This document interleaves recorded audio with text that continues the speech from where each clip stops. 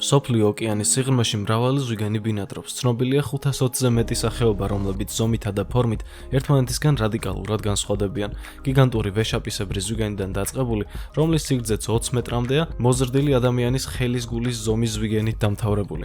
ზოგიერთი სრულიად უწყინარია, ისინი პლანქტონებით ან წვრილი თევზებით იკვებებიან, თუმცა არსებობენ ისეთებიც, რომლებიც ადამიანისთვის ნამდვილ საფრთხეს წარმოადგენენ და კაციჭამია ზვიგენებად ითვლებიან. მათ შორის ყველაზე საშიშად ითვლება თეთრი ზვიგენი, ვეფხვისებრი, ლეოპარდისებრი, ხარისებრი და კიდევ დაახლოებით 50-მდე სახეობა.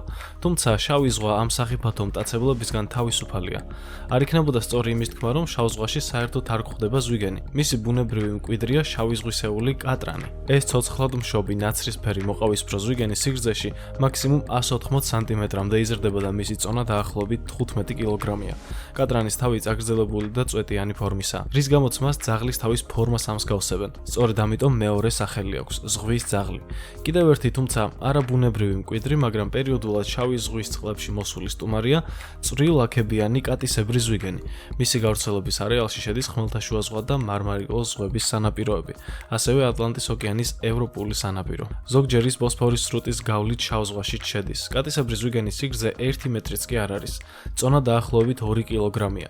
ნადირობას ღამით ამჯობინებს, როცა კლდეების ღრიჭოებში ან წყალმცენარეების სქელ მასებში ჩასაფრებული უცდის მსხვერპლს. ორივე ზვიგენის სახეობა ადამიანისთვის საფრთხეს არ წარმოადგენს, ისინი ფრთხილი ქცევით გამოირჩევიან. არ არიან დიდი ზომის და იკვებებიან წვრილი თევზებით, კიბოსნაირებით და მოლუსკებით.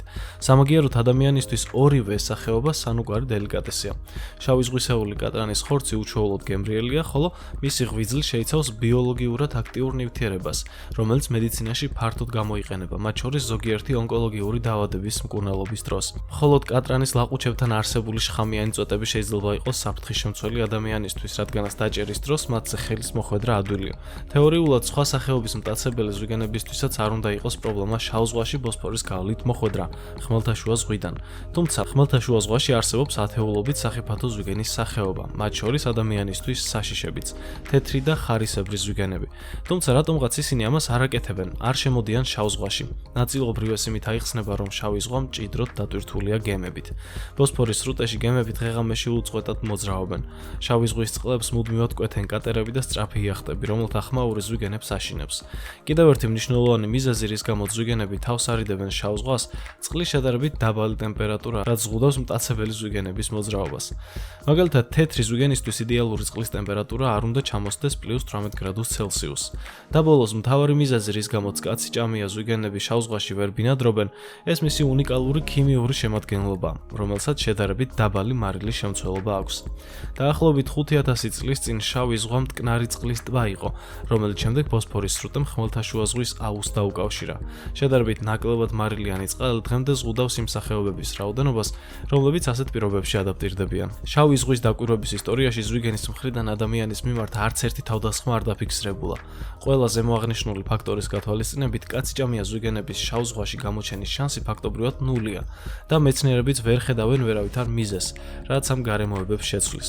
პირიქით, უფრო უნდა გვეშინოდეს არა ზვიგენების გამოჩენის, არამედ იმ ზვიგენებისა და ზღვის სხვა ბინადრების გაქრობის, რომლებიც შავ ზღვაში უკვე გვხვდება. ამის მიზეზი შეიძლება გახდეს ადამიანის მიერ გამოწვეული გარემოზე მზარდი ზეწოლა, რაც იწვევს წყლის დაბინძურებას.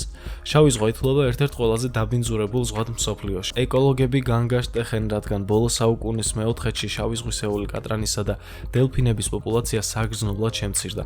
შავი ზღვის უნიკალური ფაუნის შესანარჩუნებლად ადამიანს მაქსიმუმი ძალისხმევა მართებს, რადგან ბუნების მყიფე სილამაზე თვითონ ვერ შეეწინააღმდეგება ტექნოლოგიური პროგრესის დამანგრეველ გავლენას. გმადლობთ, რომ თავიდან ბოლომდე უყურეთ ამ ვიდეოს. აუცილებლად გამოიწერეთ არხი და გაუზიარეთ ვიდეო მეგობრებს. დროებით.